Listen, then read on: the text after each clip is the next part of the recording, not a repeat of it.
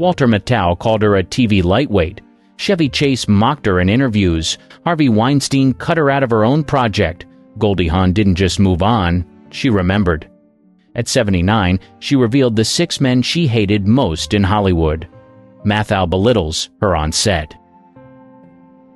The year was 1969, and Goldie Hawn had just stepped onto the set of Cactus Flower. She was young, fresh from television comedy, and ready to prove herself on the big screen. Her co-star, Walter Matthau, already carried the weight of an Oscar win and years of industry respect. Instead of offering support, he treated her like an amateur who didn't belong. Crew members later recalled the constant chill between the two.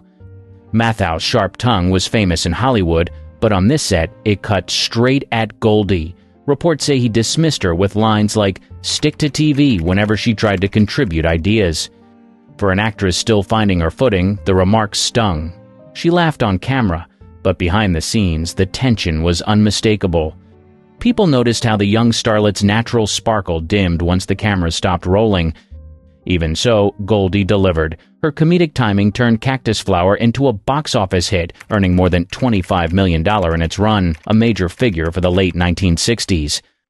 Critics singled out her energy, saying she carried the movie far more than anyone expected. Matthau might have doubted her, but audiences didn't. They loved her wide-eyed charm and playful delivery. The clash became clearer after filming wrapped.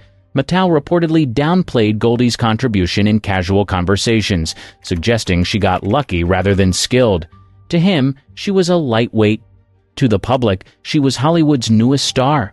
It's hard to imagine the humiliation she felt, working hard only to have her senior co-star publicly question her place in film. The Academy didn't side with Matthau. In 1970, Goldie walked away with the Oscar for Best Supporting Actress. She beat out veterans like Diane Cannon and Susanna York, shocking even the critics. Backstage, reporters noted the awkward silence from Matthau when her name was called. The dynamic between the two had gone from uneasy to unforgettable, and not in a good way. That Oscar should have been a triumph shared by her castmates. Instead, it marked the start of a bitter memory. Goldie later admitted she never forgave Matthau's behavior. The experience carved a lasting scar, proving that even early success can come with enemies. For her, Walter Matthau was the first name on a list that would grow longer with time. Matthau dismisses her Oscar win. Winning an Academy Award at 24 should have been the high point of Goldie Hawn's young career.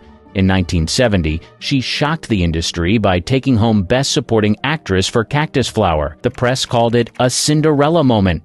What should have been pure celebration turned sour when Walter Matthau, her co-star, chose to downplay her victory. Matthau had a reputation for blunt remarks, but this one struck deep. According to industry chatter at the time, he brushed off her award as a product of luck, not talent. "The Academy just wanted to give the new girl a boost," he was quoted as saying in one interview. "Coming from a respected veteran, the jab carried weight." Instead of encouragement, Goldie got a public dismissal from the man who had shared her breakout film. Insiders later recalled how it stung. Goldie was still navigating Hollywood, learning to balance fame with expectation, and her Oscar should have set the tone for future roles. Instead, Matthau's words fueled whispers that she was a novelty act.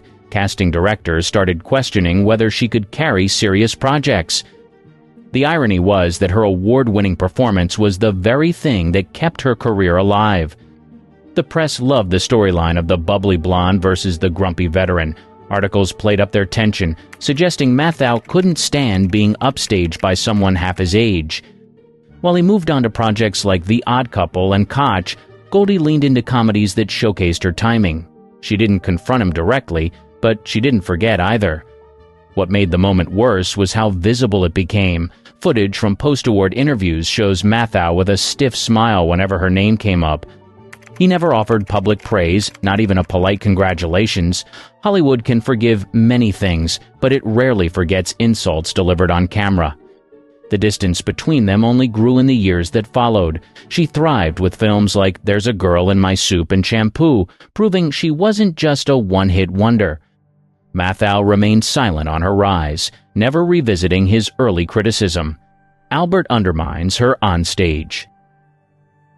By 1972, Goldie Hawn had the golden ticket. She was an Oscar winner, in demand, and still building her reputation as a leading lady.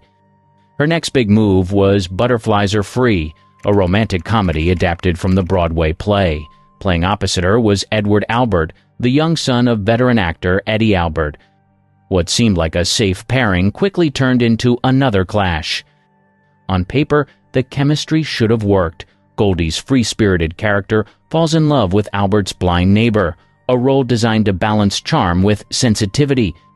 But behind the scenes, the balance was missing. Reports from crew members and later interviews suggested Albert constantly second-guessed Goldie's choices, talking over her during rehearsals and dismissing her instincts. She was used to being underestimated, but this felt different. It was constant. Goldie later admitted in interviews that she hated how tense the set became. While the film itself turned out fine, it grossed more than $17 million worldwide. She privately told friends it was one of her least enjoyable projects. Albert's behavior, she said, chipped away at her confidence. For an actress trying to shake off the label of bubbly blonde, having a co-star act as if she didn't belong was a step backward. Critics noticed the lack of spark. Reviews called the film sweet but uneven, and many singled out Goldie's performance as the stronger of the two. Albert, though, made no effort to share credit. In interviews, he positioned himself as the serious actor working opposite a comedian, a dig that didn't go unnoticed. For Goldie, it was déjà vu, another man in Hollywood treating her as an accessory rather than a partner. The tension carried over into promotion. Public appearances between the two were stiff, and industry reporters whispered about arguments during press tours. Goldie smiled for cameras, but those who knew her well said she was counting the days until it was over. When asked years later to name her most difficult co-stars, she didn't hesitate. Edward Albert was on the list. The experience left a mark. Goldie had expected clashes with veterans like Matthau, but not from a peer her own age. She saw the dynamic as a warning sign. Even in lighter films, she'd have to fight for her place. By the end of Butterflies Are Free, Goldie had added another name to her growing collection of grudges. Albert called her difficult later. The fallout from Butterflies Are Free didn't end when the cameras stopped rolling. In the months after its release, Edward Albert began shaping the story in his own way. During press stops and casual interviews, he hinted that Goldie Hawn was difficult to work with. For a rising actress still fighting for credibility, that word carried weight. Hollywood has long used the label difficult as a weapon against women. For Goldie, hearing it from a co-star who had clashed with her behind the scenes felt like betrayal. People who had worked on the film recalled how unfair it seemed. Crew members knew Albert had been the one pushing back, second-guessing her timing, and arguing during rehearsals. Yet in public, he framed it as her problem. The damage wasn't immediate, but it lingered. Casting directors and producers took notice. Studio gossip spreads fast, and for a young actress, even a hint of trouble could close doors. Goldie doubled down on proving herself, pouring energy into roles that showed off her comedic instincts and box office draw. She leaned into projects that allowed her to shine without depending on a temperamental co-star. Goldie eventually spoke about the experience years later. She didn't mince words. Albert was on the short list of people she never wanted to work with again. She remembered how he undercut her on set and then carried that same attitude into the press. By then, her career had eclipsed his, but the memory stayed sharp. The film itself aged better than their working relationship. Fans still enjoy the charm of Butterflies Are Free, and Goldie's performance is often credited as the reason it holds up. Albert's role, while central to the story, is remembered more for the off-screen friction than for the character. In many ways, the feud overshadowed the movie's legacy. Chase chaos on foul play. By the late 1970s, Goldie Hawn was a proven star. When she signed on for Foul Play in 1978, the pairing with Chevy Chase looked like a win for both. She was America's comic sweetheart, and he was Saturday Night Live's breakout name. The chemistry worked on screen, but filming behind the scenes was another story. Chevy had a reputation even then. He was quick with jokes, but not always prepared, and his improvisations often threw others off balance. On Foul Play, this clashed with Goldie's need for timing and structure. Crew members recalled him showing up late, running gags that weren't in the script, and leaving Goldie scrambling to keep scenes together. She managed, but it wasn't easy. The film itself was a hit, pulling in over $60 million at the box office and launching Chase into movie stardom. Goldie, though, remembered the stress more than the success. In later interviews, she admitted that working with Chevy tested her patience. She hated the unpredictability. One day he'd be charming and cooperative. The next he'd be checked out or clowning in ways that dragged production behind schedule. Directors usually loved actors who could improvise, but here it was different. The story needed both leads to be tight and coordinated. Goldie kept the scenes anchored, but insiders said she often carried the weight of making sure things landed. Her professionalism contrasted sharply with Chevy's loose style, and that contrast became the dominant memory of the shoot. Promotional tours didn't smooth things over either. Chevy's sarcastic humor sometimes cut too close to home, with him joking about Goldie's serious actress ambitions. For someone who had already endured Walter Matthau's put-downs and Edward Albert's digs, it felt like more of the same. Another man treating her as if her success was a fluke. Still, Goldie kept her smile for the cameras. Fans never saw the cracks, only the chemistry. The laughter on screen masked the tension off it, and that's why Foul Play remains one of her most popular films. Chase mocked her in interviews. The friction between Goldie Hawn and Chevy Chase didn't fade once Foul Play wrapped. In the years that followed, Chase kept bringing her name up in interviews. His trademark sarcasm often crossed into personal digs, and Goldie was never amused. Reporters covering his press runs in the late 1970s and early 1980s noticed the pattern. When asked about his first big movie hit, Chase would crack jokes that put Goldie down. He'd quip that she was too serious, or that she worried too much about her lines, making her sound uptight instead of professional. For an actress who had already battled for respect, the jokes were cutting. Goldie didn't hit back publicly, but she didn't forget either. Insiders said she rolled her eyes whenever his name came up. By then, she had proven herself with hits like Private Benjamin and didn't need validation from someone who built his career on late-night punchlines. Still, being mocked in the press by a former co-star stung. It felt less like humor and more like disrespect. Fans picked up on it too. Magazine profiles from the era noted the awkward dynamic whenever their names were linked. Chase's digs might have gotten laughs in the moment, but they reinforced his reputation as a comic who enjoyed being mean at others' expense. For Goldie, it cemented the feeling that their working relationship had been a one-off, something never to repeat. The irony is that Foul Play had made them one of Hollywood's hottest pairings. Studios floated ideas for sequels and other projects, hoping to cash in on their screen chemistry. Goldie refused. She didn't want to spend another film fighting for control while being the butt of jokes off camera. She chose her peace over box office potential, a decision that kept her career trajectory separate from his. Looking back, she made the right call. Chevy's movie career stumbled not long after, while Goldie stayed in demand well into the 1980s and beyond. But she never softened on how she felt. Reynolds undercuts her pay deal. By the early 1980s, Goldie Hawn had secured her spot as a bankable star.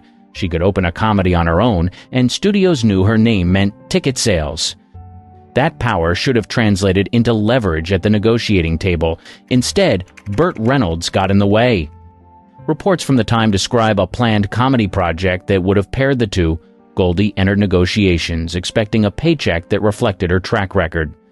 Reynolds, already one of Hollywood's biggest box office draws, pushed back. Trade coverage hinted that he used his clout to convince the studio she wasn't worth the same billing. Insiders said the deal shifted in his favor, cutting into her salary demands. For Goldie, it was more than a business dispute. She had fought hard to be taken seriously in a male-dominated industry.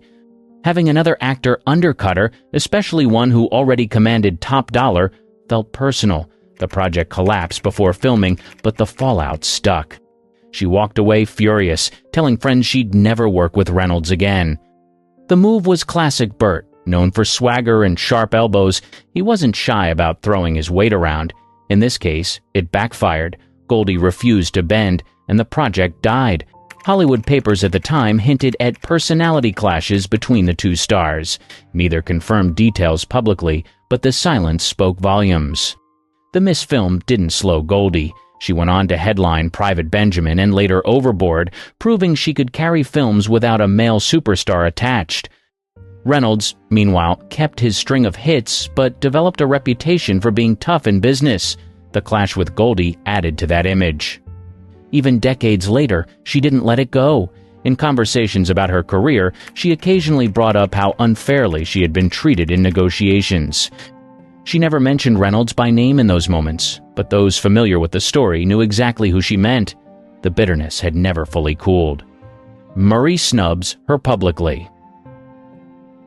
By the 1990s, Goldie Hawn was an established Hollywood icon. She had delivered hit after hit, from Private Benjamin to Overboard, and could command attention on any red carpet. That's why what happened with Bill Murray at a major award show felt so jarring. Accounts from those who were there described the moment as humiliating. Goldie approached Murray during the event, cameras flashing, expecting the usual polite exchange between stars. Instead, he turned his back and brushed her off. The snub was quick, but in Hollywood, quick can still be brutal. Photographers caught the awkward body language, and gossip columns had a field day. Murray was famous for unpredictable behavior. His quirky persona often charmed fans, but those who worked with him knew it could also come across as arrogant. In Goldie's case, it wasn't funny. She had never worked with him directly on film, but the public brush-off felt like a personal insult. For someone used to navigating tough sets with Matthau, Albert, and Chase, this was a different kind of slight, one delivered in full view of the industry. The story spread through entertainment media, framed as Bill being Bill. That may have excused him in the eyes of some, but it didn't erase how it made Goldie feel. She later admitted she hated the incident and never forgot how disrespectful it was. Unlike Matthau's digs or Chase's chaos, this wasn't about clashing styles on a set. It was a matter of basic courtesy, and Murray flunked it. Weinstein betrays her over film. By the 2010s, Goldie Hawn wasn't chasing every script in town. She was selective, lending her name only to projects that interested her. One of those was a film backed by Harvey Weinstein. At first, it looked like a promising collaboration. What followed, however, became one of the most bitter career betrayals she ever faced. The project was called Chicago Hope. Goldie was attached as producer and planned to star. Years of preparation had gone into the deal, with Weinstein's company set to finance and distribute. But just as cameras were supposed to roll, the rug was pulled out from under her. Weinstein killed the deal, shut down the production, and left Goldie and her team stranded. She didn't keep quiet. Speaking to The Guardian years later, Goldie revealed her anger. It was unprofessional and disrespectful, she said, explaining how Weinstein's actions had wasted years of effort. Few Hollywood veterans went on the record about him at the time, but Goldie did. She was blunt. She hated how he operated and never forgave him for the sabotage. Insiders confirmed her account. The movie's collapse was devastating not just to Goldie but to the crew already hired. Jobs disappeared overnight. Weinstein had promised one thing, delivered another, and walked away with little explanation. For Goldie, who valued loyalty and professionalism, the betrayal cut deep. The incident became one more thread in Weinstein's notorious history. Later investigations revealed a long pattern of manipulation and abuse across the industry. Goldie's story fit neatly into the larger picture. Powerful producer uses clout, artists pay the price. She didn't claim harassment in her case, but she did call out his business practices as toxic. What made this feud unique was how open she remained about it. Unlike her clashes with Matthau or Chase, which were often spoken about through anecdotes, Goldie went on record condemning Weinstein. She made sure people knew exactly how she felt. Her comments came long before the criminal trials that finally brought him down. Goldie names the 6 at 79. At 79, Goldie Hawn had nothing left to prove. Her career stretched across 5 decades, packed with awards, box office hits, and a reputation as one of Hollywood's most enduring stars. That freedom gave her the confidence to be blunt when asked about the people she could never stand working with. In one candid sit-down, she finally said it outright. 6 names, 6 men who had made her life harder rather than better. The list started with Walter Matthau. He had dismissed her on Cactus Flower and belittled her Oscar win, insults that stuck even as she became a household name. Edward Albert followed. Their clashes on Butterflies Are Free left scars that never healed, especially after he painted her as difficult. Chevy Chase was next. She remembered the chaos of foul play and the digs he threw in interviews afterward. Burt Reynolds made the cut for the way he undercut her pay deal in the 1980s, leaving her furious at the politics of the industry. Bill Murray's red carpet snub stood out as one of the most humiliating public moments of her career, short but unforgettable. And then came Harvey Weinstein. His betrayal over a scrapped project didn't just waste her time, it symbolized everything she despised about the power games of Hollywood. Hearing her say their names carried weight. For decades, these stories had lived in whispers, anecdotes, and careful phrasing. At nearly 80, she had no reason to stay quiet. She didn't frame it as bitterness. She framed it as honesty, the kind that only comes with age and distance. The reaction was instant. Fans praised her for speaking plainly about a reality many suspected but rarely heard from her directly. Industry veterans nodded knowingly, recognizing the names and the patterns. In an industry built on charm and diplomacy, Goldie's candor cut through. She didn't dwell on it for long. True to form, she smiled, cracked a joke, and moved the conversation along. But the list was out there, sealed by her own words.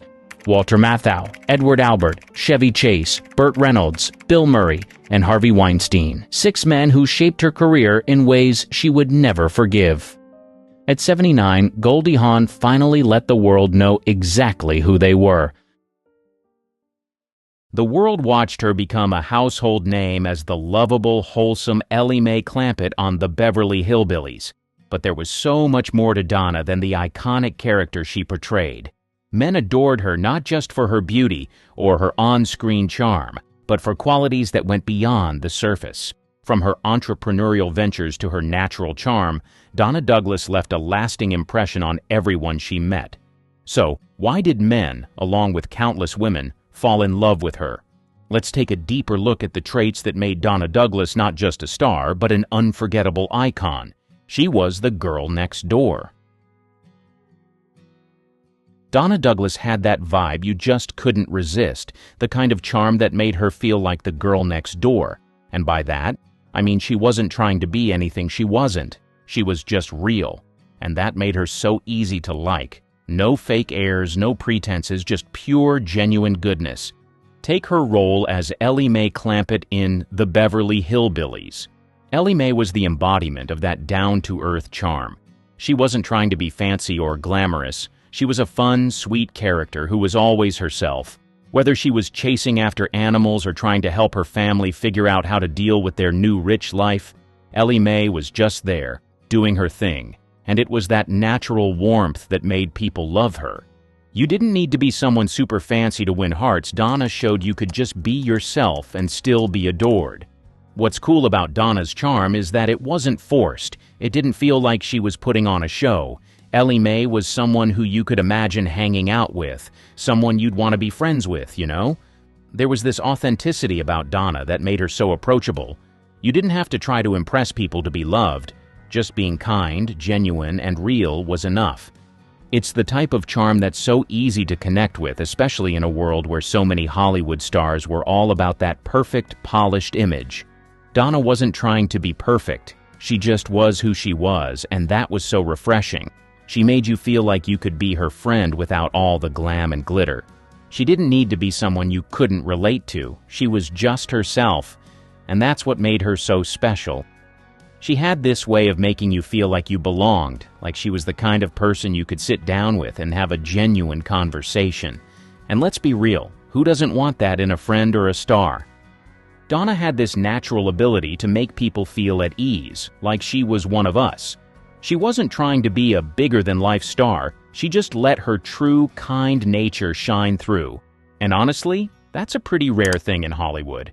It's the kind of charm that makes you admire someone, not because they're perfect, but because they're so refreshingly real. Her girl-next-door vibe wasn't just a character trait, it was her. That realness made her stand out in a time when a lot of stars were caught up in the whole untouchable vibe. Donna was someone who didn't need to be larger than life to be adored. She showed us that being kind, relatable, and just yourself could make you unforgettable. That's why men and women alike couldn't help but love her. She didn't try too hard. She just let her true self shine. And in a world full of glitz and glam, Donna Douglas was a breath of fresh air. Her contagious energy. Donna Douglas had this energy about her that was just contagious. You know, the kind of person who walks into a room and immediately lifts the mood? That was her, even when playing Ellie Mae on the Beverly Hillbillies. She didn't just play the part, she became it. Her character was full of life, always bringing a burst of joy and excitement. And honestly, you couldn't help but feel the same way when you saw her on screen. Her energy wasn't just about being loud or over the top, though. It was this warm, natural enthusiasm that made you smile every time she showed up. It was the kind of vibe that made her character so lovable and approachable. Ellie Mae wasn't just the cute, sweet country girl, she was the embodiment of fun, always enthusiastic and ready for whatever came her way. That positive attitude was impossible not to get swept up in. And it wasn't just Ellie Mae where Donna's energy came through. In real life, she was known for being bubbly and full of life. She was the kind of person who made everything seem a little brighter just by being there, whether it was chatting with fans, showing up to events, or just being around her co-stars. You could feel that buzz of energy around her. It was effortless, too, not something she had to force. She just had that natural ability to make people feel good. Men and women loved that about her. Who wouldn't want to be around someone who could make any situation feel fun and exciting? Donna's energy wasn't about being the loudest or the most dramatic. It was the kind of vibe that made people feel happy just being near her. It's that kind of positivity and enthusiasm that makes people memorable, and Donna Douglas definitely left an impression with hers. Her infectious energy also gave her an edge. Even when she wasn't the lead in a scene, she had this way of bringing everything to life. Her enthusiasm could light up even the most mundane moments, making her presence impossible to ignore. You were always drawn to her, even if she was just there to support the main action. That ability to stand out in any setting, it's something people admired and loved about her. In a world where it's easy to feel weighed down by the daily grind, Donna's energy was a refreshing reminder that life can be full of joy, excitement, and fun. She made you want to keep up with her and maybe for a moment forget about your own stresses. And that's one of the reasons people just couldn't get enough of her, because her energy was the kind that left you feeling lighter and happier every time she graced the screen. Her elegance was timeless. Donna Douglas had this effortless elegance that made her stand out from the crowd. She wasn't flashy or trying to be over the top. It was a quiet, refined kind of grace that made her unforgettable. Whether she was on or off screen, she had a way of carrying herself that made you think, wow, she's classy. Take her role as Ellie Mae in the Beverly Hillbillies. Even though Ellie was the fun country girl next door, there was still an undeniable elegance in how Donna played her. Whether she was dressed in simple country clothes or playing the role of the naive but adorable hillbilly, there was a certain poise about her that made every moment feel special. She made modest clothing look chic, and her natural beauty shone through without any of the need for heavy makeup or flashy outfits. It was all in the way she carried herself. There was a quiet sophistication about her that felt timeless. In real life, this elegance wasn't something she had to work at. Donna wasn't someone who followed trends or tried to keep up with the latest fads. Instead, she had a classic sense of style that always seemed to fit her perfectly.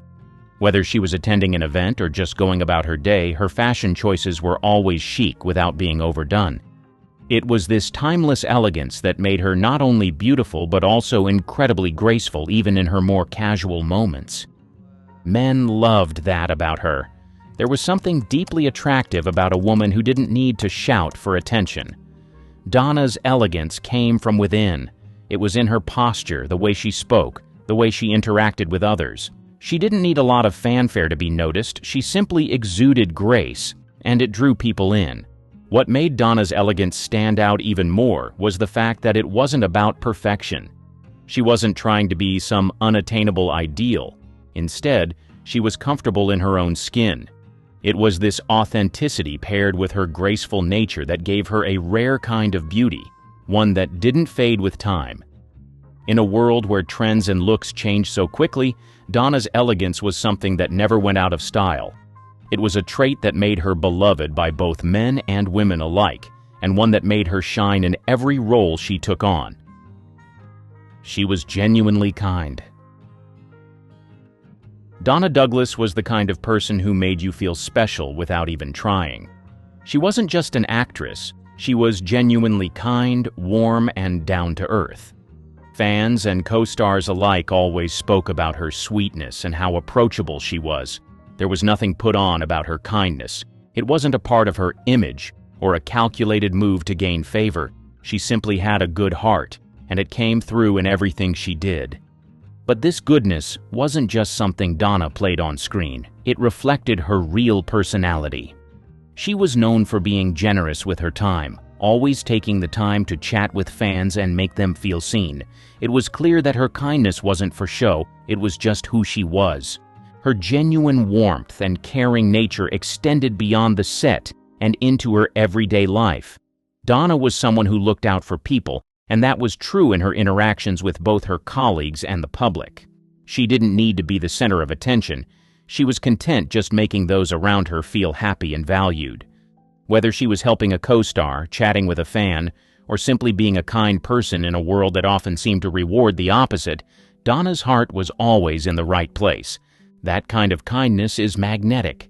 It's one of those qualities that makes people want to be around you. And men? They love a woman who is genuinely caring and compassionate. There's something incredibly attractive about someone who makes others feel good about themselves.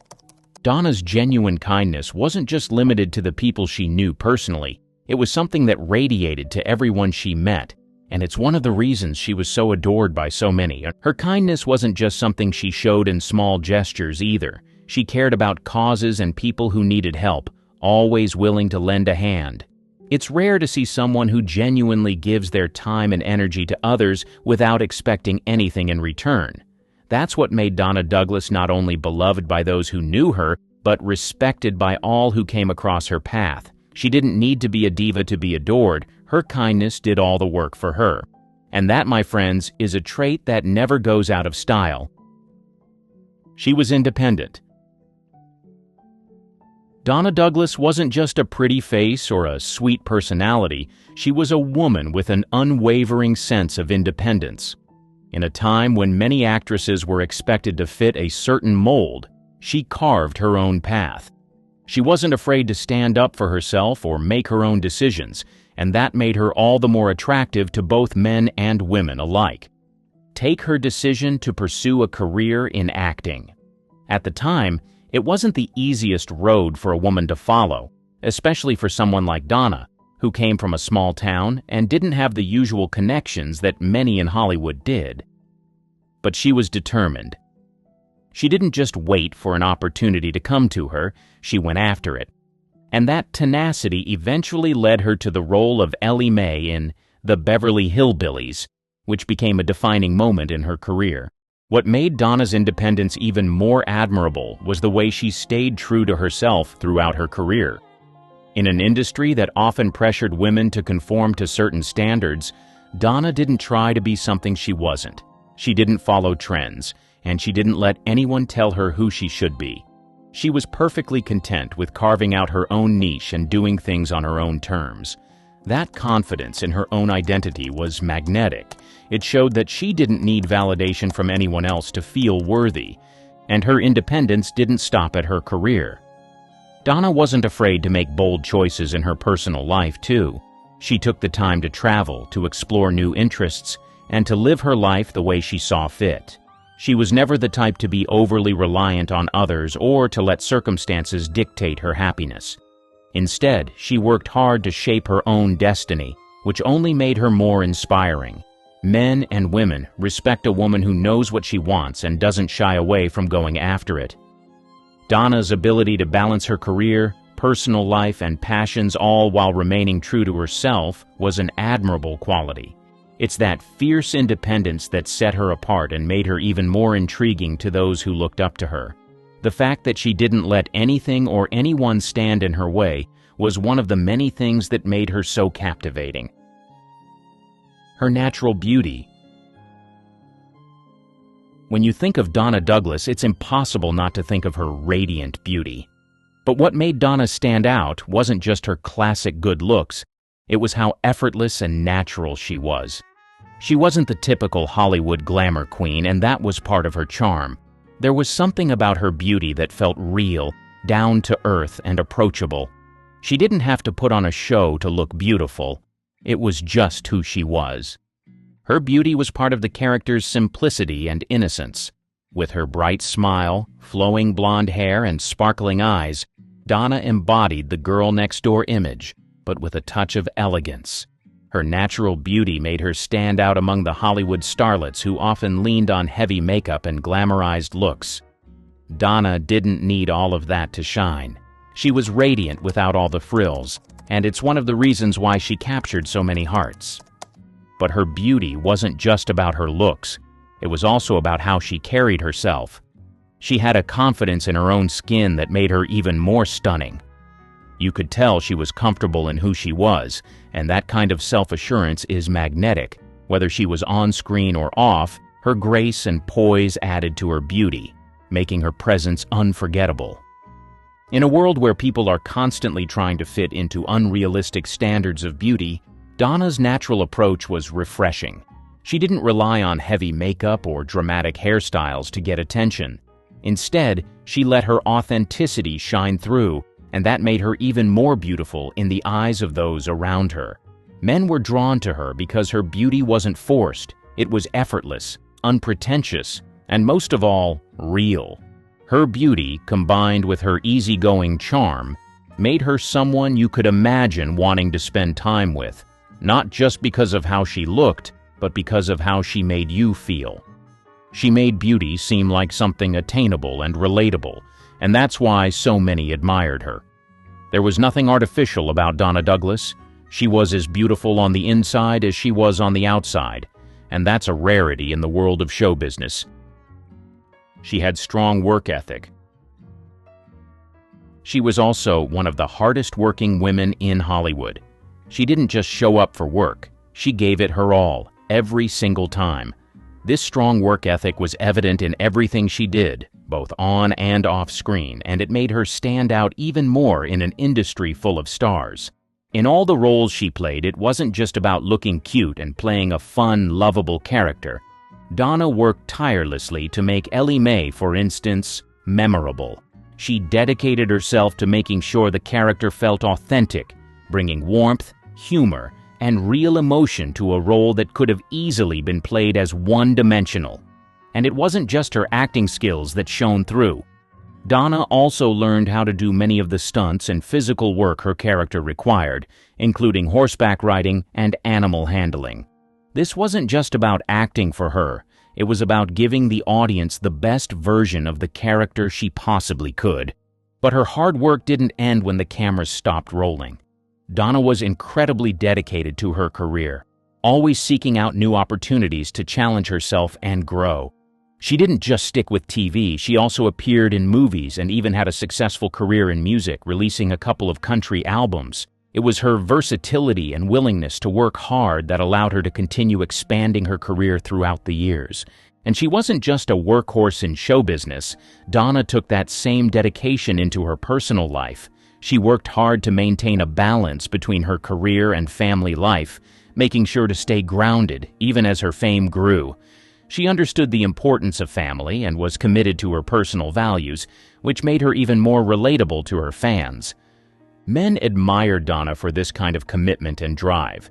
She was someone who didn't just sit back and expect success to come to her, she went out and earned it. And she didn't do it for the fame or the recognition.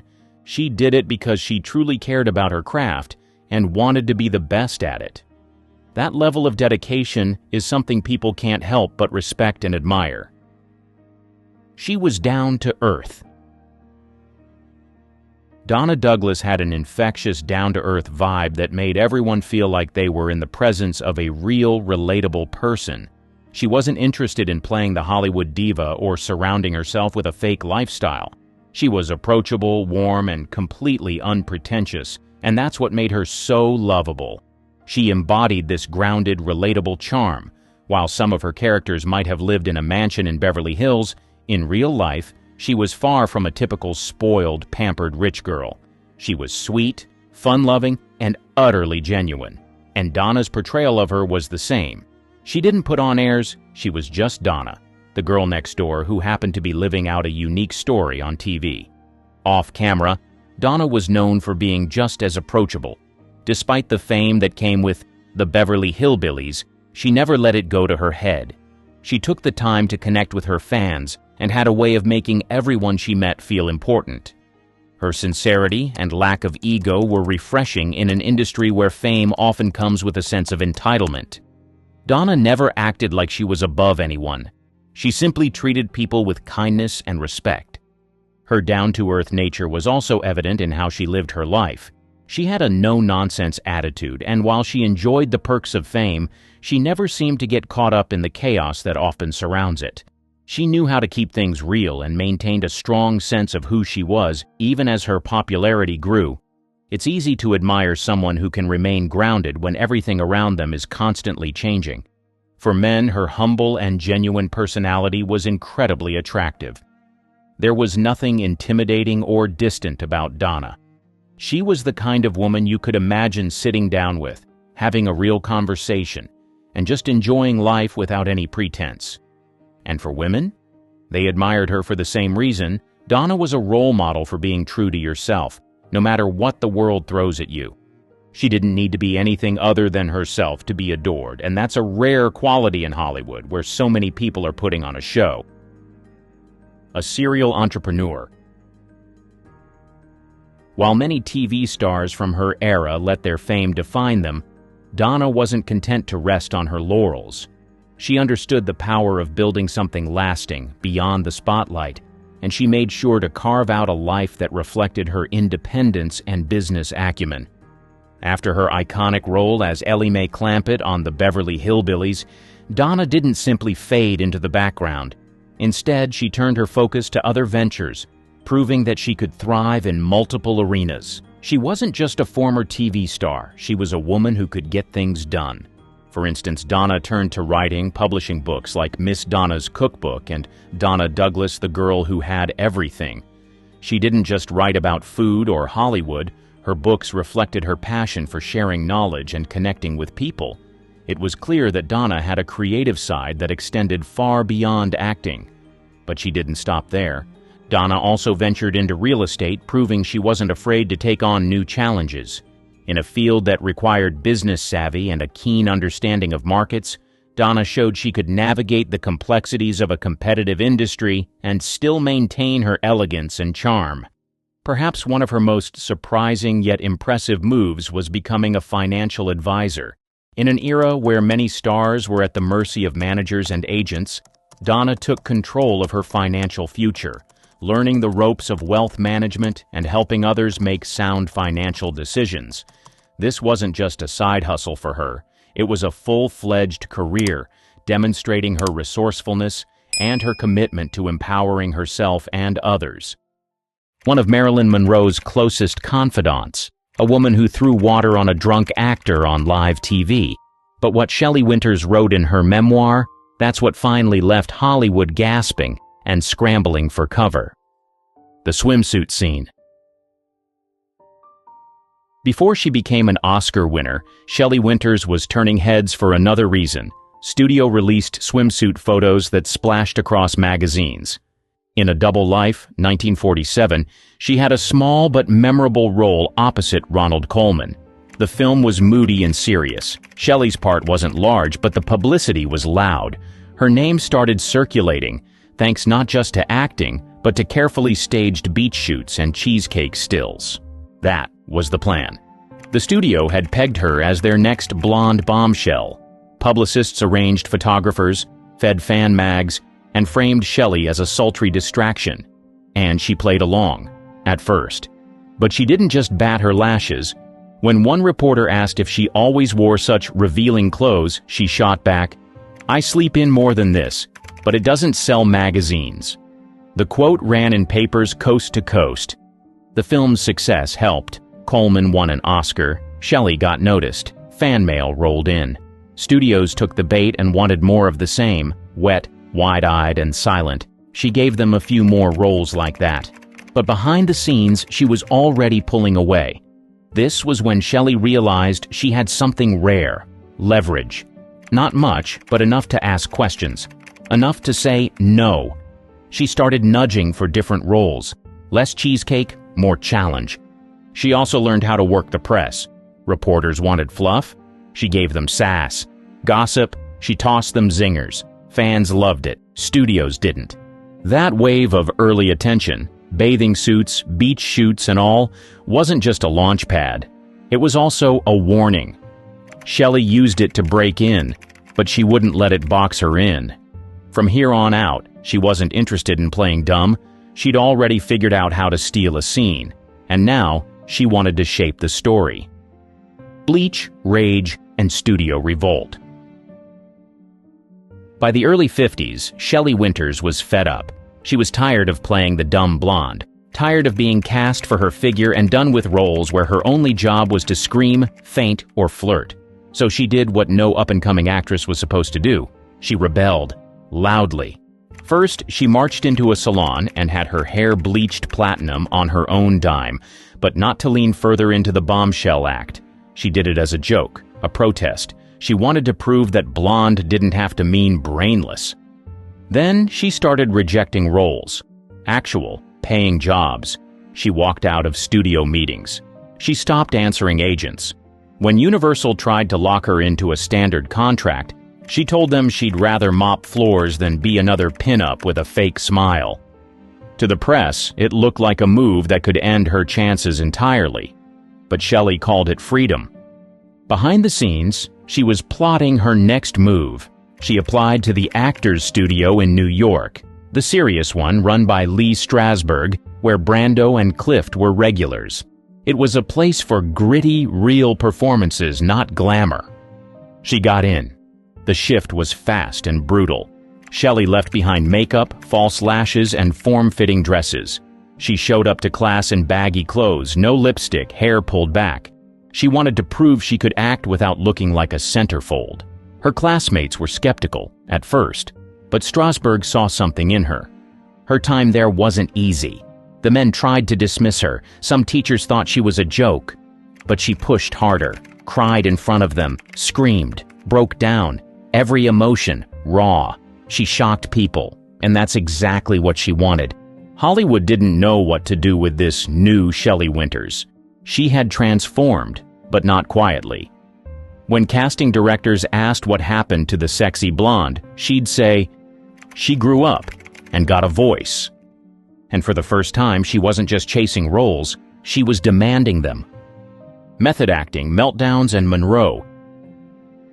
She didn't tiptoe into the Actors Studio. She blasted in like a storm. From day one, she treated the place like a battlefield.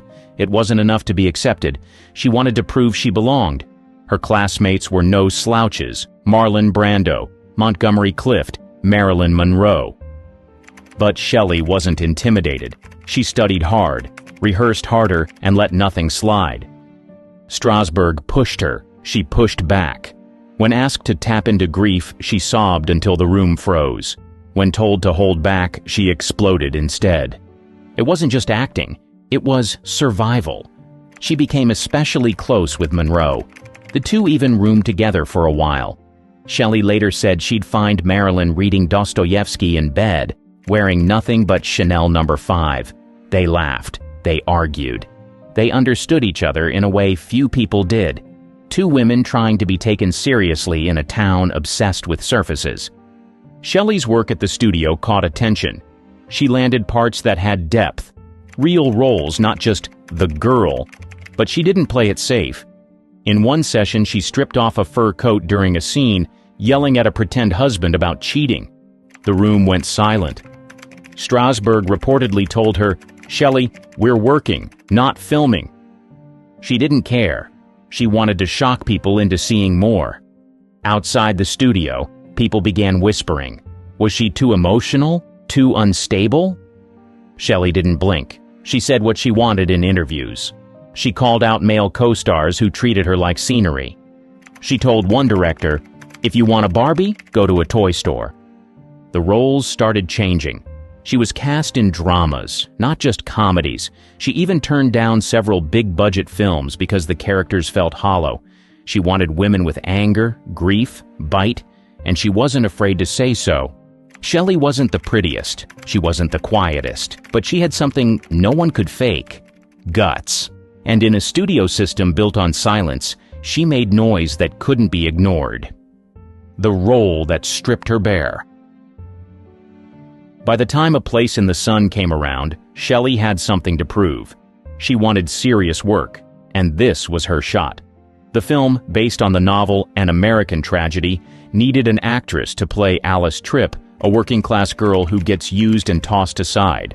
Not glamorous, not sexy, just real. Most actresses avoided roles like that. Shelley begged for it. To land the part, she showed up to auditions looking plain on purpose. No makeup, hair flat, clothes too big. She even asked casting agents to look at her last so they'd remember her face. Director George Stevens agreed to give her a test, but only after Elizabeth Taylor had already been cast as the love interest. Shelley knew exactly how she'd be framed, the sad, drab obstacle. But she didn't care. She owned it. Her performance was heartbreaking, angry, desperate, raw. She didn't play Alice as a victim. She played her as a woman hanging on for survival. The audience wasn't supposed to love her. They were supposed to see her, and they did. When the film premiered, Shelley stunned critics. The girl who once made headlines for tight dresses and beach photos had vanished. In her place stood an actress with range, with pain, with weight. She was nominated for her first Academy Award. She didn't win, but it didn't matter. The industry had finally changed the way it looked at her. In interviews afterward, she refused to soften her edge. She told reporters, "I didn't act that part, I lived it." She said being plain on camera was harder than being naked. She meant it.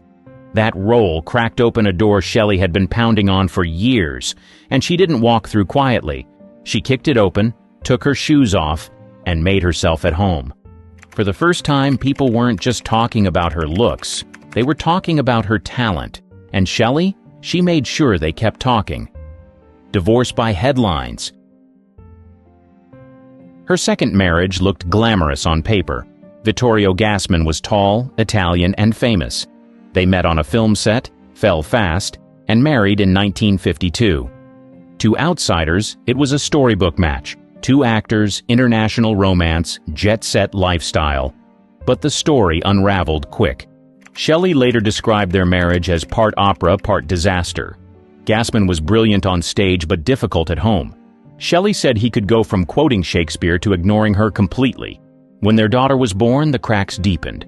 Shelley wanted family. Gassman wanted freedom. They separated in 1954. The divorce dragged on, but Shelley didn't keep quiet. In interviews, she said things most actresses would never dare. "He was a genius in bed and a child outside of it," she told the Saturday Evening Post. The press couldn't get enough. Every new quote turned into a headline. Reporters asked if she'd marry again. Shelley replied, "Only if I get to pick the script this time." She turned her pain into punchlines, and Hollywood ate it up. But behind the sass was a real battle. Shelley fought for custody of their daughter. She juggled work and motherhood while dodging press questions designed to provoke. Still, she never played victim. She leaned into the chaos, calling herself a working mother who happens to work in front of a camera. The press called it messy. Shelley called it honest. One moment summed it up. At a red carpet event, a reporter asked how she was handling single motherhood. Shelley smiled and said, "Better than I handled marriage." Then she kept walking. In the end, the divorce didn't ruin her. It sharpened her. The breakup gave her a tougher public image, a louder voice, and a new wave of fans. Especially women tired of hearing actresses pretend everything was perfect. Shelley didn't just survive the scandal, she used it. An Oscar, a courtroom, and a cigarette. In 1959, Shelley Winters won her first Academy Award for playing a desperate mother in The Diary of Anne Frank. It was a supporting role, but it hit hard. Critics called her performance haunting. Her win proved she could carry drama, not just draw attention. Shelley was no longer a punchline. She was a serious actress. But that didn't mean she cleaned up her act. Just a few years later, she was in court, fighting for custody again, this time in a case involving visitation rights and relocation. And that's where another infamous Shelley moment happened. During a break, she lit a cigarette inside the courthouse. When a reporter asked if she thought that was allowed, she answered, "Probably not, but neither is bad parenting." The press swarmed. Photos of her puffing away in heels and a coat ran everywhere. Some called it inappropriate, others called it iconic. Shelley just shrugged. "I'm an actress," she said, "not a nun." She didn't let the court drama slow her down. In fact, she worked more. Films like Lolita, 1962, and A Patch of Blue, 1965, showed new layers.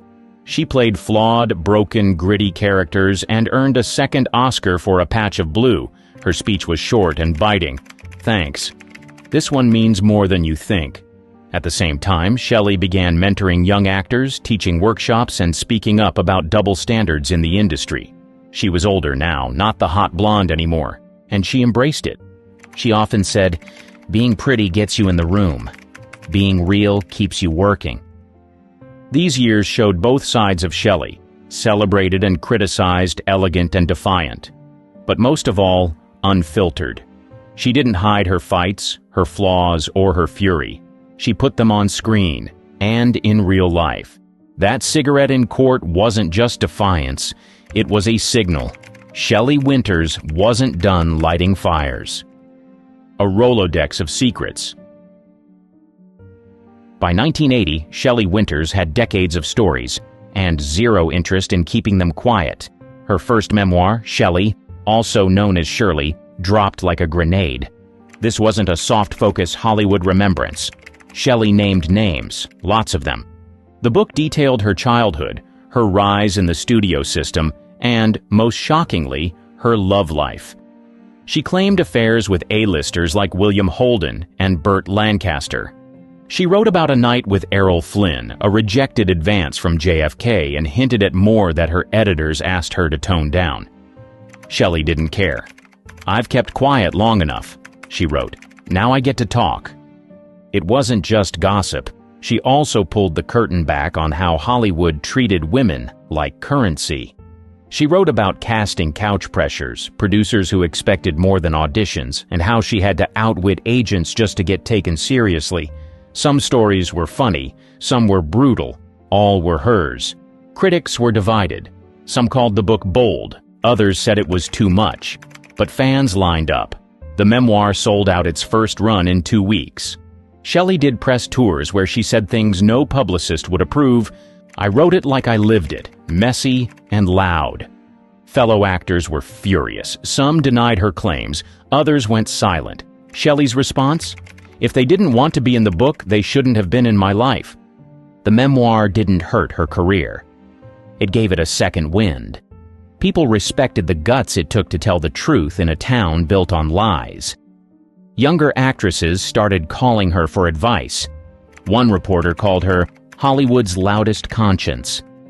This book wasn't just about her. It was a challenge to the system, to the silence, and Shelley never apologized for any of it. The water toss seen around the country.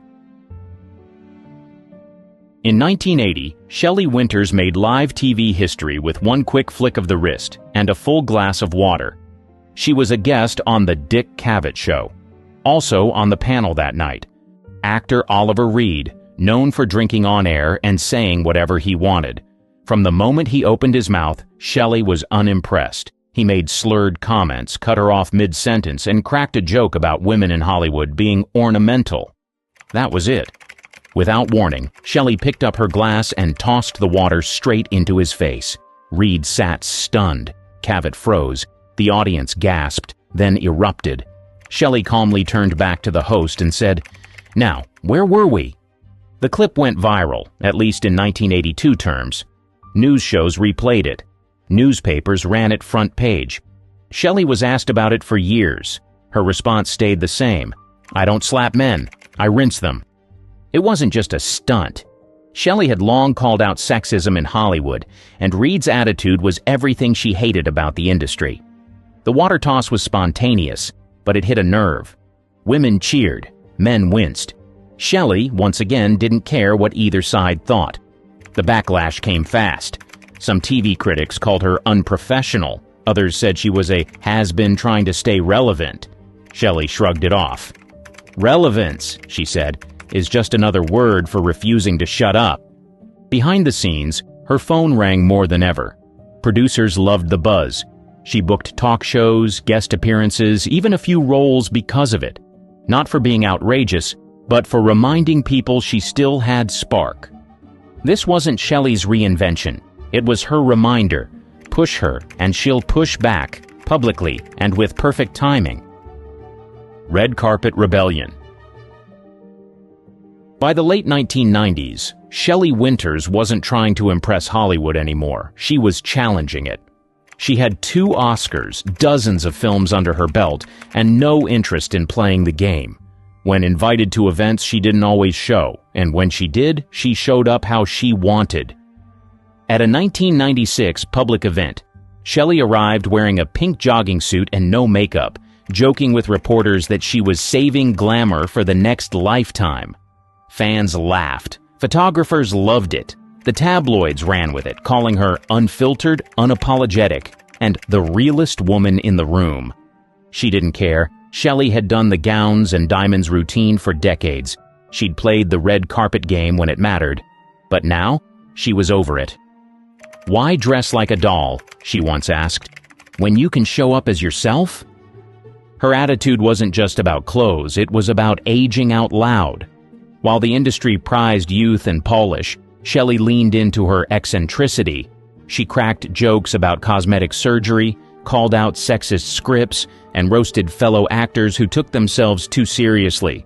Producers kept calling, mostly for parts that needed someone loud, wild, or impossible to ignore. She rarely said no. Talk shows loved her unpredictability, and she knew exactly what she was doing. "I've still got a mouth," she once told a reporter, "and people are still listening." She didn't need to crash red carpets. She could command attention in a folding chair. Shelley had spent years building her legacy. Now she was enjoying the part where she didn't owe anyone anything. Unfiltered, unapologetic, undeniable final years. In her final years, Shelley Winters wasn't fading. She was firing off stories, jokes, and sharp commentary like she always had, but with even less filter. She gave interviews that felt more like truth bombs. Nothing was off limits. She talked openly about aging in Hollywood. "They stop calling," she said, "unless you're dying or divorcing."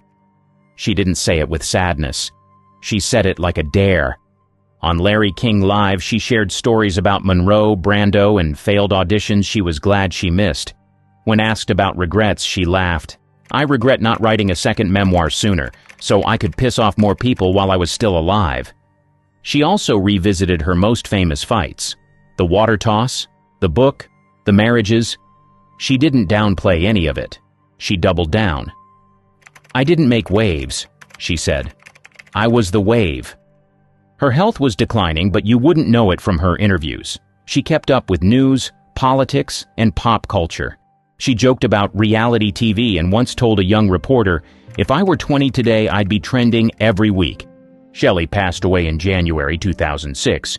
But even weeks before, she was doing phone interviews and planning appearances. Her final messages were filled with humor, rage, and clarity. She didn't want a sanitized legacy. She wanted people to remember the chaos, the honesty, and the guts. "I wasn't easy," she once said, "but I was never fake." And that's how Shelley Winters left the stage, loud, brilliant, and leaving everyone gasping. Behind the glamour of old Hollywood was a hotbed of scandal. Think love triangles, blackmail, and rumors so wild they'd make Twitter explode today. The Clark Gable and Loretta Young love child scandal. One of the most whispered about was the rumor that Clark Gable fathered a secret child with Loretta Young. The year was 1935, and the two were co-stars in The Call of the Wild. Off camera, it was said sparks flew.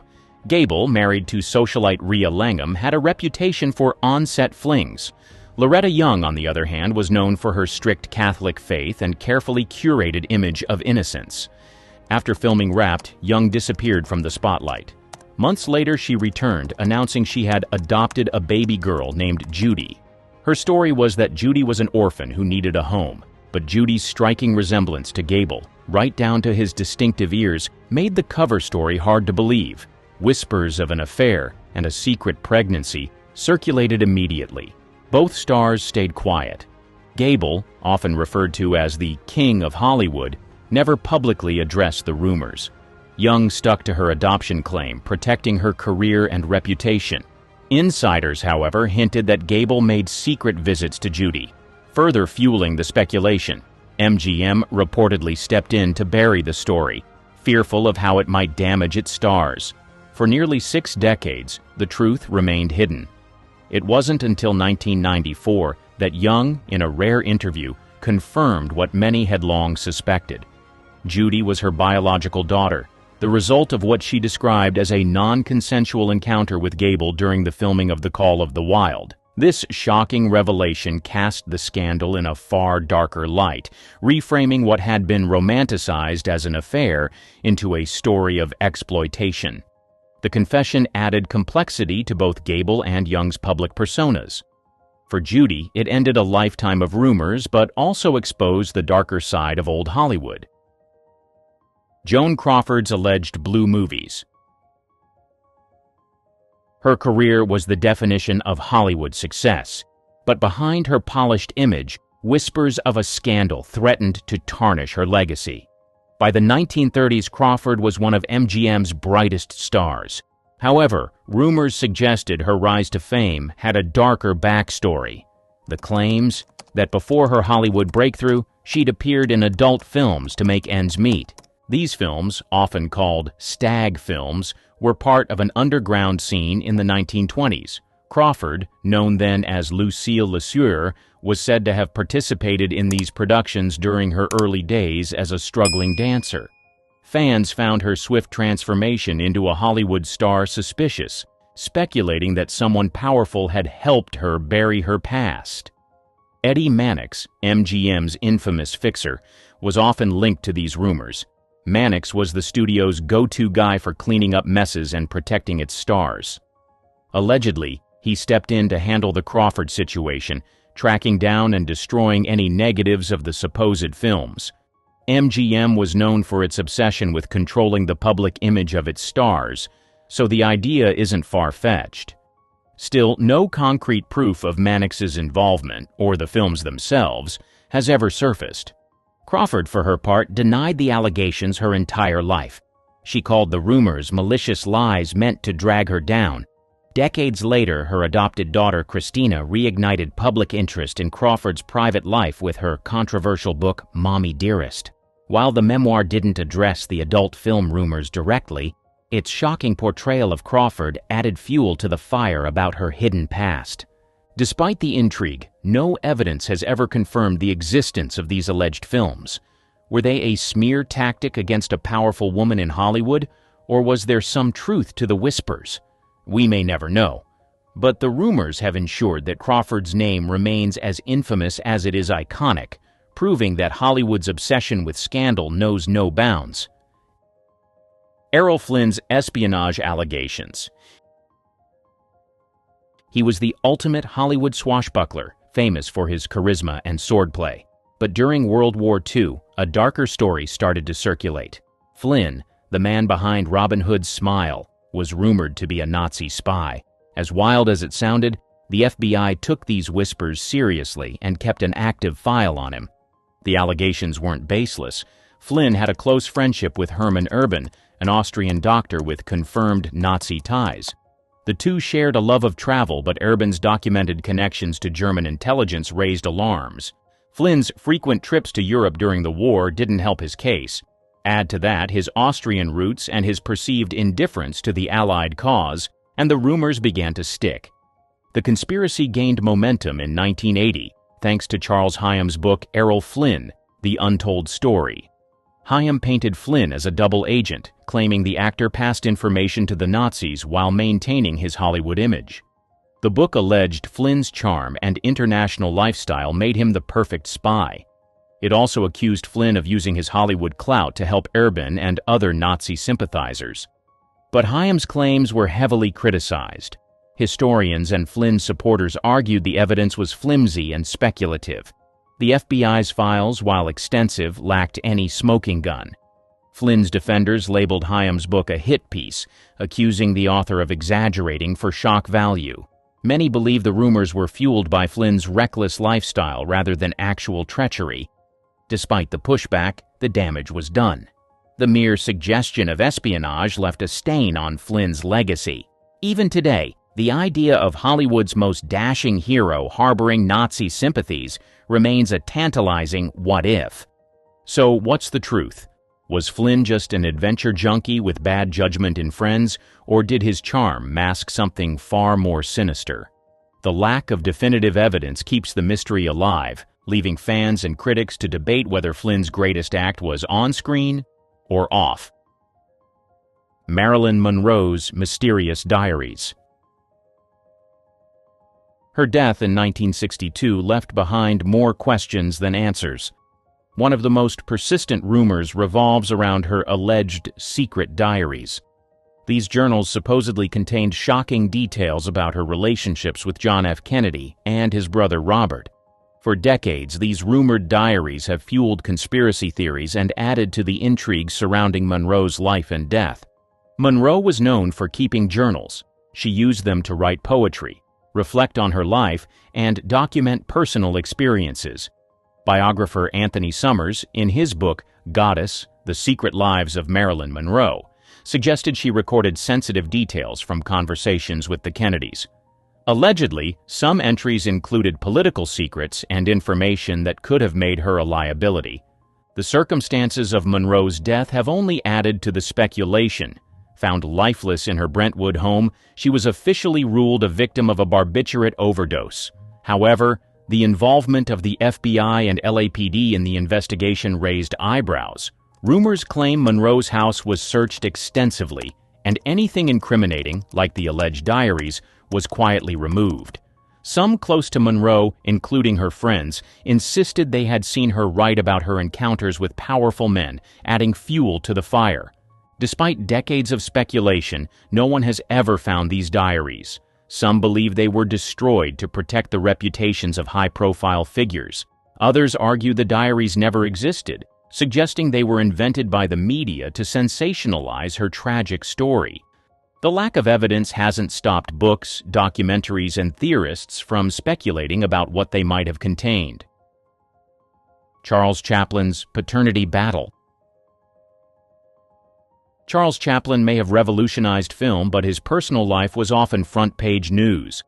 By the 1940s, Chaplin was already a magnet for controversy, and the 1943 paternity suit filed by Joan Barry added fuel to the fire. Barry, a 22-year-old aspiring actress, claimed Chaplin was the father of her daughter, Carol Ann. The case quickly became a media frenzy, overshadowing Chaplin's cinematic brilliance. Barry's relationship with Chaplin had ended before her pregnancy, and he firmly denied fathering her child.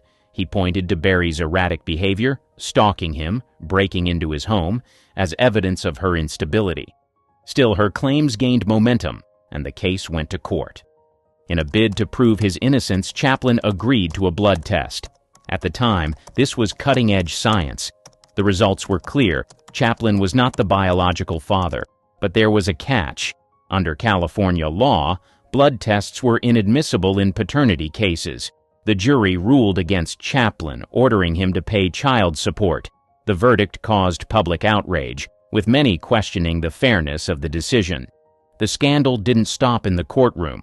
It gave Chaplin's enemies, including FBI Director J. Edgar Hoover, exactly what they needed to intensify their attacks.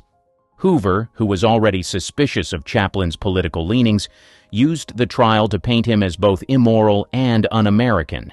The FBI's campaign against Chaplin wasn't subtle. It added pressure to an already tense situation, leading to his forced departure from the U.S. in 1952. He relocated to Switzerland, where he spent the rest of his life. Despite the controversy, Chaplin continued making groundbreaking films, though the paternity case cast a long shadow over his later years. Judy Garland's alleged drug coercion. Judy's talent lit up the screen, but her life behind the scenes told a darker story.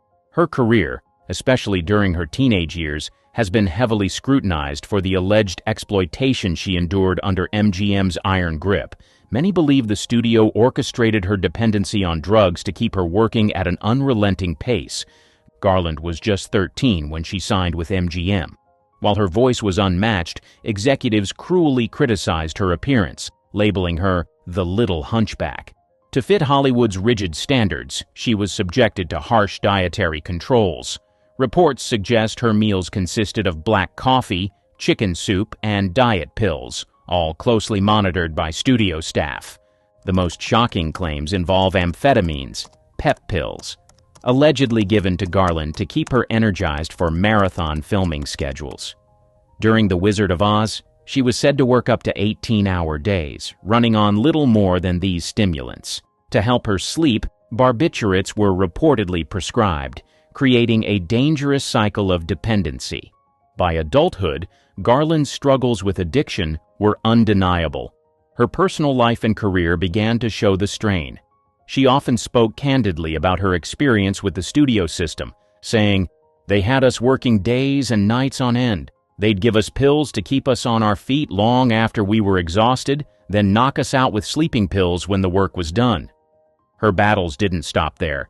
She faced public breakdowns, hospitalizations, and strained relationships. Despite these challenges, her raw talent and resilience kept her fighting for her place in Hollywood. Garland's tragic death in 1969, at just 47 years old, was attributed to an overdose. It was a heartbreaking end for a star who had given so much to the industry but received so little care in return. Her story remains a grim reminder of how old Hollywood often treated its stars as commodities rather than people, prioritizing profit over well-being. Judy Garland will always be remembered for her brilliance, but her struggles highlight the darker side of fame in the industry's golden era. The murder mystery of Thelma Todd. Her death in December 1935 stunned Hollywood. Known as the Ice Cream Blonde, she was beloved for her comedic timing and glamorous looks. At 29, Todd was a star on the rise, transitioning from silent films to talkies with ease. She also ran Thelma Todd's Sidewalk Cafe, a hotspot for celebrities along the Pacific Coast Highway. But her success was overshadowed by her mysterious death, which has remained unsolved.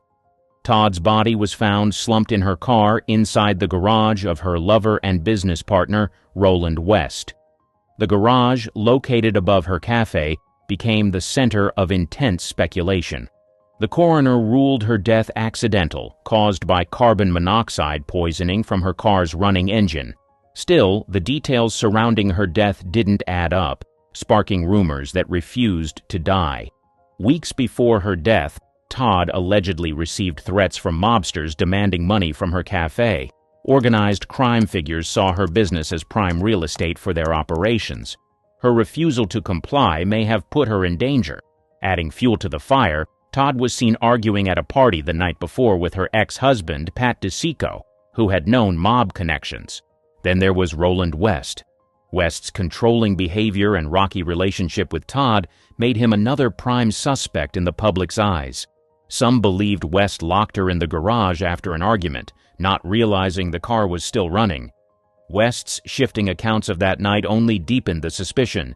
The coroner's report didn't help matters. It mentioned minor bruises on Todd's face and body, leading to speculation about a possible struggle. Yet there were no clear signs of foul play, leaving investigators without solid evidence. Despite the public outcry, the case was closed as an accidental death. Thelma Todd's story is still a favorite among true crime buffs. Was it a tragic accident? A mob hit? A lover's quarrel gone horribly wrong? The truth remains elusive, ensuring her death remains one of Hollywood's most talked-about mysteries. Rock Hudson's hidden truth. He had it all: looks, charm, and a career most actors could only dream of.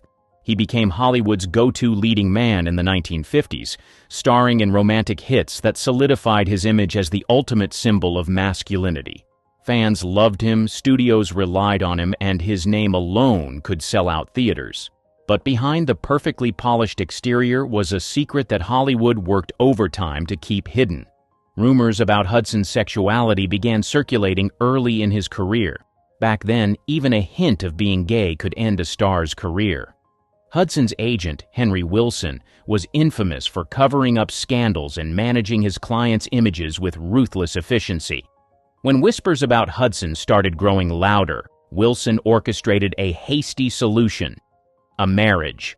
In 1955, Hudson married Phyllis Gates, Wilson's secretary. The timing wasn't subtle. It came right after a tabloid threatened to publish a story about Hudson's personal life. Gates later claimed she didn't know Hudson was gay when they married, but skeptics have doubted her version of events. The marriage lasted 3 years, but by then it had served its purpose: silencing the rumors. Behind closed doors, Hudson lived a carefully compartmentalized life. Close friends and co-stars knew the truth, but loyalty and fear of the industry's backlash kept them quiet. Studio executives wielded immense power and had no problem squashing tabloid stories that could tarnish their golden boy. Everything changed in 1985 when Hudson announced he had immune deficiency syndrome. He was the first major celebrity to publicly disclose the diagnosis, a move that shocked fans and confirmed the rumors. The revelation came at a time when advanced HIV disease was deeply stigmatized, and Hudson's bravery helped bring global attention to the crisis. His death later that year was mourned worldwide and exposed the hypocrisy of an industry that demanded perfection at any cost. Lana Turner and the Johnny Stompanato murder. Lana Turner's relationship with Johnny Stompanato had everything tabloids could dream of: a Hollywood icon, a mobster boyfriend, and an explosive ending.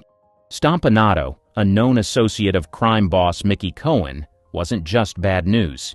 He was dangerous. Despite his charm, his violent streak quickly turned their romance into a toxic mess of arguments and reconciliations. By 1958, the relationship had reached its breaking point. On April 4th, an argument in Turner's Beverly Hills home escalated to violence. Turner later testified that Stompanato threatened her, causing her 14-year-old daughter, Cheryl Crane, to step in. Grabbing a kitchen knife, Cheryl stabbed him in the abdomen. He died almost instantly. The fallout was chaotic. The media swarmed Turner's home, turning the incident into a nationwide scandal. Headlines screamed speculation about what really happened that night. At the coroner's inquest, Cheryl claimed she acted in self-defense to protect her mother. Turner backed her up, tearfully recounting the abuse she'd endured. The jury ruled it justifiable homicide, but whispers of a different story refused to die. Some questioned whether Cheryl, a teenager with no history of violence, could deliver such a precise fatal wound. Others believed Turner herself had wielded the knife and that Cheryl took the blame to save her mother's career. Stompanato's mob connections added another layer of intrigue. There were rumors that his death wasn't an accident at all. Some suggested Mickey Cohen had orchestrated the killing either to eliminate liability or settle a personal grudge. Cohen, of course, denied any involvement. Despite the jury's decision, the scandal haunted Turner. While she continued acting, her glamorous image was forever tied to the tragedy. Cheryl, too, struggled with the weight of public scrutiny. The case remains one of old Hollywood's most infamous stories, blending celebrity drama with true crime. Whether it was a desperate act of protection or a cover-up, the Stompanato murder still fuels endless speculation. Decades later, it's clear this was no ordinary Hollywood breakup. It was a headline-grabbing scandal that left scars on everyone involved. The Black Dahlia and Hollywood. The murder of Elizabeth Short, better known as the Black Dahlia, remains one of Hollywood's darkest mysteries. In January 1947, her mutilated body was found in a vacant Los Angeles lot. The crime was horrifying and left posed in a gruesome manner. The case immediately grabbed headlines, with every sordid detail plastered across newspapers. Short, just 22 years old, had come to L.A. chasing dreams of becoming an actress. Like many others, she struggled to find work, often relying on friends or admirers for support. When her murder hit the news, her personal life became fodder for speculation. Reporters and the public alike were eager to link her to Hollywood's elite. Rumors swirled that she had attended exclusive parties thrown by powerful industry figures. Some even suggested she had rejected the wrong man's advances, which led to her untimely death. One theory that refuses to die is the involvement of Dr. George Hodel, a prominent and wealthy physician. Hodel was known for hosting extravagant gatherings attended by artists, intellectuals, and Hollywood insiders. Decades later, his own son, Steve Hodel, a former LAPD detective, accused him of being the killer. Steve presented evidence, including old photos of a woman resembling Short and his father's medical expertise, which matched the surgical precision of the crime. The accusations against George Hodel didn't come out of nowhere. During the 1940s, he was investigated for other crimes, including the suspicious death of his secretary. Although Hodel was never charged in the Black Dahlia case, his connection to it has fueled endless speculation. Elizabeth Short's murder remains unsolved, but her name is forever tied to the shadowy side of Hollywood. Whether she was targeted for her ambitions, a chance encounter, or something more sinister, the crime highlighted the dangers lurking in the industry. In the golden age of Hollywood, where glamour ruled and movie stars shined brightly on the silver screen, there existed a darker underbelly of ruthless ambition, bitter rivalries, and fiery tempers. Behind the dazzling smiles and polished exteriors, some of Hollywood's biggest names made enemies left and right, whether with co-stars, directors, or even their own families. In this video, we'll unravel the stories of the most hated women in old Hollywood, from the ruthless Joan Fontaine to the ambitious Anne Baxter and the scandalous Zsa Zsa Gabor. We'll delve into their notorious feuds, power struggles, and the controversies that left them despised both on and off set.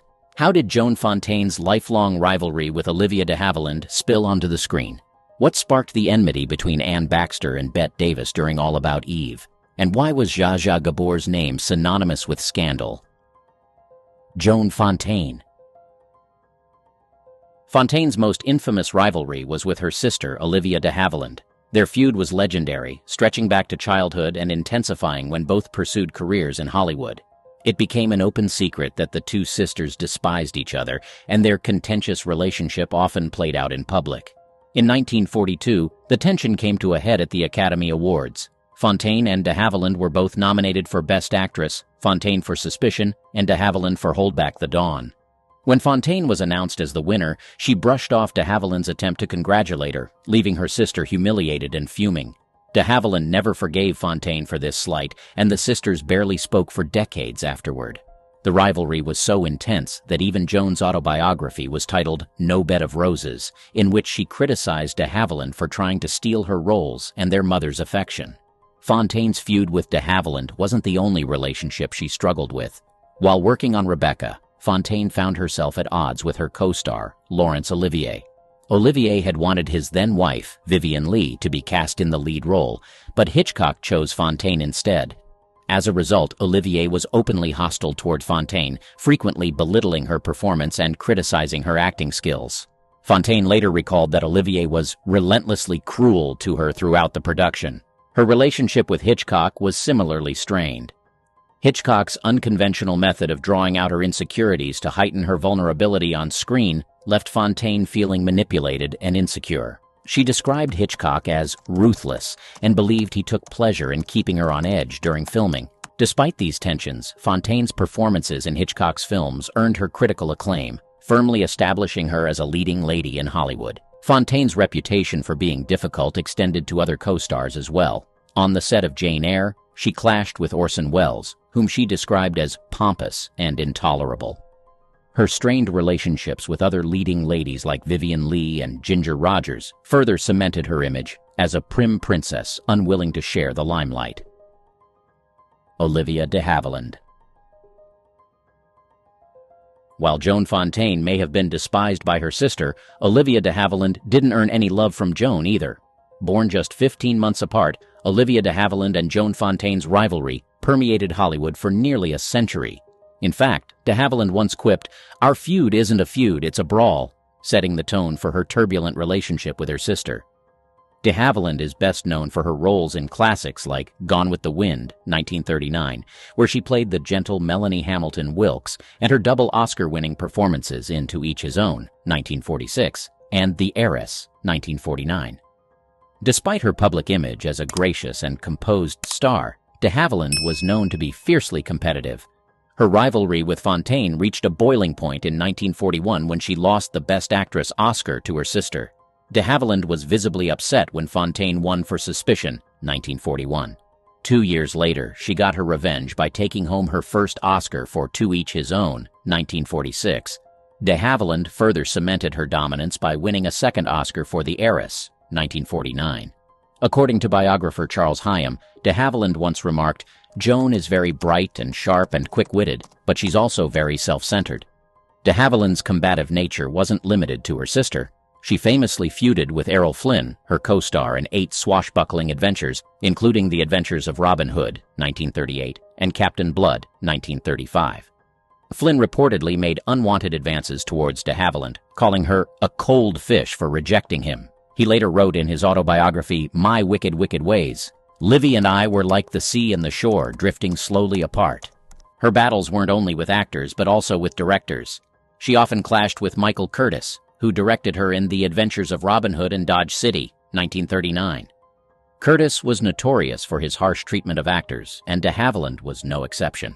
She once walked off the set in protest of Curtiz's behavior, refusing to return until the studio intervened.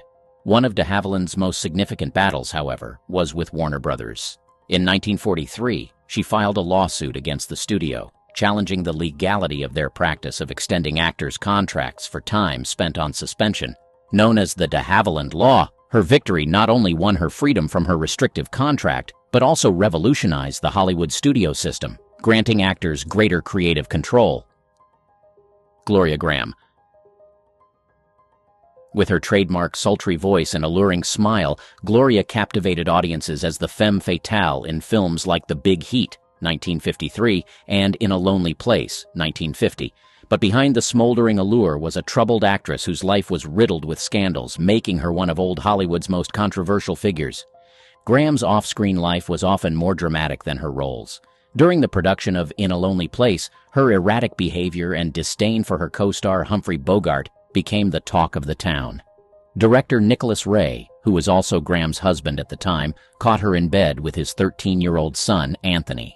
The scandal led to their divorce in 1952, and Graham married Anthony Ray 10 years later. This notorious relationship alienated many of Graham's colleagues, including her former husband and director Nicholas Ray. Despite the turmoil, Graham continued to land prominent roles throughout the 1950s. Her performance in The Bad and the Beautiful, 1952, earned her an Academy Award for Best Supporting Actress, though her win was overshadowed by rumors of her behavior on set. Co-star Lana Turner reportedly refused to work with Graham again, describing her as unprofessional and a manipulative diva. Graham's relationship with directors was just as volatile. On The Big Heat, she clashed with Fritz Lang, who described her as impossible to direct due to her constant demands for script changes. Her behavior became so intolerable that Lang allegedly considered replacing her, but producer Robert Arthur insisted she stay. Despite the tension, Graham delivered one of her most iconic performances as the doomed Moll, Debbie Marsh. Further controversy erupted during the production of Oklahoma, 1955, where Graham played Ado Annie. Co-star Eddie Albert claimed that she was a nightmare to work with, frequently arriving late and demanding special treatment. Her performance was widely criticized, with New York Times critic Bosley Crowther calling her miscast and unconvincing. Miriam Hopkins. She was one of the most successful actresses of the pre-Code era. Miriam Hopkins, known for her roles in films like Dr. Jekyll and Mr. Hyde, 1931, Designed for Living, 1933, and The Story of Temple Drake, 1933. Her beauty and talent made her a sought-after leading lady, but her temperamental nature and fierce competitiveness made her difficult to work with. Hopkins had a notorious reputation for being arrogant and demanding, often clashing with directors and co-stars alike. One of her earliest disputes was with director Ruben Mamoulian on Dr. Jekyll and Mr. Hyde. Mamoulian recalled that Hopkins was volatile and challenging, requiring constant reassurance about her performance.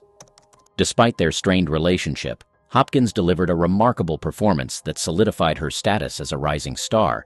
Her rivalry with Bette Davis remains one of Hollywood's most infamous feuds. It began in 1939 when both actresses were cast in The Old Maid, an adaptation of Edith Wharton's novella. Hopkins was known for her theatrical style, while Davis brought a more naturalistic approach. Their contrasting acting methods led to intense on-set friction, with each actress trying to outdo the other. Davis later admitted to deliberately overacting in scenes with Hopkins to steal the spotlight. The feud escalated in 1943 when they were cast together again in Old Acquaintance.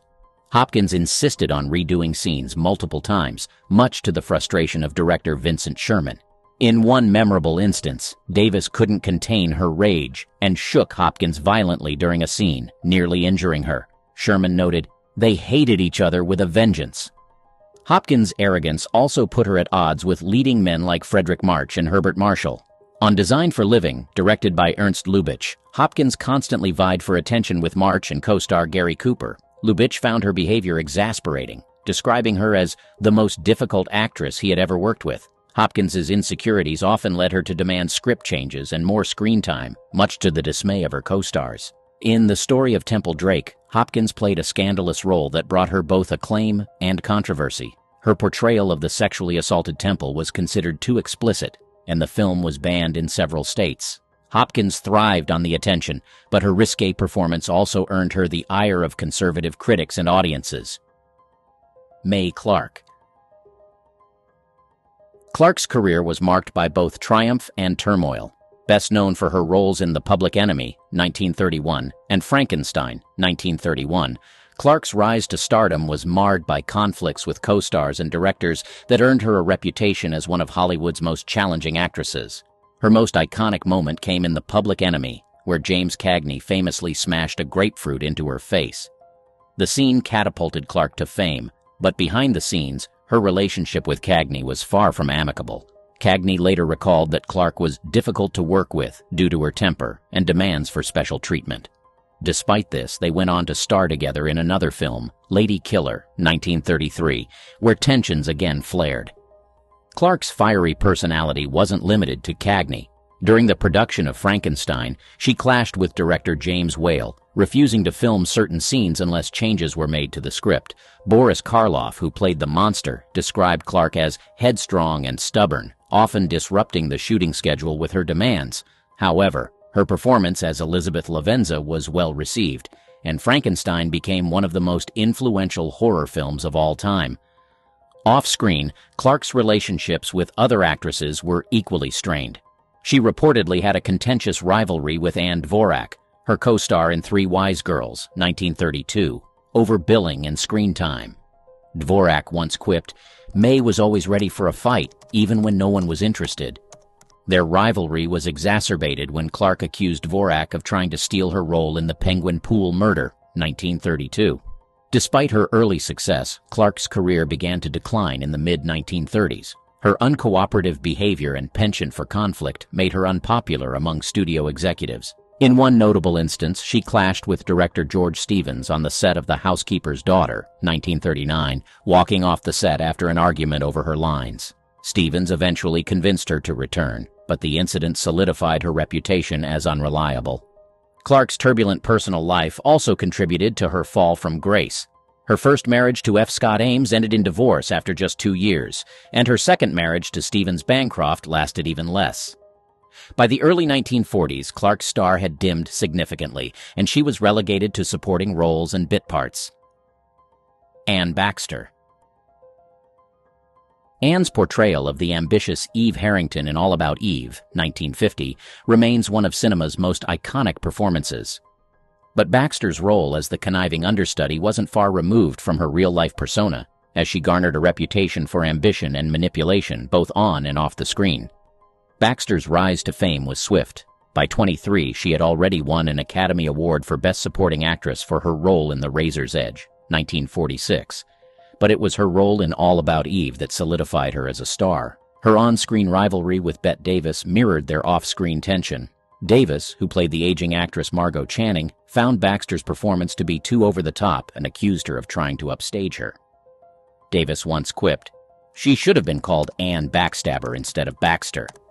The tension between the two led to a bitter feud throughout the production. Baxter demanded equal billing with Davis, a move that infuriated Davis and further strained their relationship. Director Joseph L. Mankiewicz had to intervene repeatedly to keep the peace, describing their interactions as volatile and charged with animosity. Baxter's ambition wasn't limited to her rivalry with Davis. She frequently clashed with directors and co-stars. On the set of The Ten Commandments, 1956, she had a tumultuous relationship with director Cecil B. DeMille. Baxter, who played Nefertiti, reportedly demanded numerous script changes to give her character more screen time. DeMille found her demands exasperating, but ultimately acquiesced to some of her requests, believing her presence would enhance the film's commercial appeal. Her co-star Charlton Heston, who played Moses, found her behavior unpredictable and temperamental. Heston noted in his autobiography that Baxter was often difficult to work with and prone to mood swings, which disrupted the production. Baxter's reputation for being manipulative also extended to her personal life. Her marriage to actor John Hodiak ended in divorce in 1953, with Hodiak citing her controlling nature as a primary reason. Her second marriage to Randolph Galt was similarly troubled, with Galt describing Baxter as impossible to live with due to her constant demands and erratic behavior. Jean Tierney. Tierney's troubles began early in her career. Despite her undeniable talent and beauty, she quickly developed a reputation for being challenging to work with. During the production of Laura, director Otto Preminger found her demanding and overly concerned with her appearance. He insisted on multiple takes to achieve the right look, which frustrated Tierney. Despite their clashes, Tierney delivered one of her most iconic performances, solidifying her status as a leading lady. Her relationship with Preminger soured further during the making of Whirlpool, 1949, where Tierney portrayed a kleptomaniac undergoing hypnosis. Preminger described Tierney as difficult and unpredictable, noting that her struggles with depression often affected her performance. Nonetheless, Tierney's nuanced portrayal received critical acclaim, though the tension between her and Preminger ensured they never worked together again. Tierney's behavior also strained her relationships with co-stars. On the set of Leave Her to Heaven, she clashed with Cornel Wilde, whom she reportedly found unprofessional and arrogant. Wilde later described Tierney as moody and distant, often refusing to speak to him between scenes. Despite the tension, Leave Her to Heaven became a major success, earning Tierney an Academy Award nomination for Best Actress. Another co-star who felt Tierney's wrath was Dana Andrews, with whom she shared the screen in Laura and the Iron Curtain, 1948. Andrews claimed that Tierney's perfectionism often led to heated arguments on set, describing her as a perfectionist to the point of exhaustion. He later admitted that her mental health struggles may have contributed to her erratic behavior. Tierney's insecurities about her appearance also made her demanding with makeup artists and costume designers. Edith Head, the legendary costume designer, noted that Tierney was obsessed with every little detail of her wardrobe, often demanding last-minute changes. Makeup artist Ben Nye recalled that Tierney would frequently refuse to leave her dressing room until every eyelash was perfectly placed. Tierney's personal life was equally tumultuous. Her first marriage to Oleg Cassini was marked by infidelity and financial woes, ultimately ending in divorce in 1952. Her subsequent relationship with Prince Ali Khan, the ex-husband of Rita Hayworth, was also rocky, with the prince's family reportedly disapproving of Tierney. Paulette Goddard. Goddard's rise to stardom began with her marriage to Charlie Chaplin in the early 1930s. While Chaplin's influence helped launch her career, her talent soon shined through in roles like the Gammon in Modern Times and Hannah in The Great Dictator. However, her marriage to Chaplin was rocky, marked by infidelities and professional rivalries. The two divorced in 1942, and Chaplin later remarked that Goddard was ambitious to a fault. Her role in So Proudly We Hail brought her acclaim, but also conflict. Goddard allegedly sabotaged her co-star Veronica Lake's performance, insisting on script changes that would favor her character. Lake later accused Goddard of conniving to steal scenes and using her charm to manipulate directors. Despite the tension, Goddard received an Academy Award nomination for her performance. Goddard's ambitious nature often put her at odds with her co-stars and directors. On the set of Unconquered, 1947, she clashed with director Cecil B. DeMille over creative control. DeMille wanted her character to appear more vulnerable, while Goddard insisted on portraying a stronger woman. Their arguments became so heated that DeMille reportedly threatened to replace her.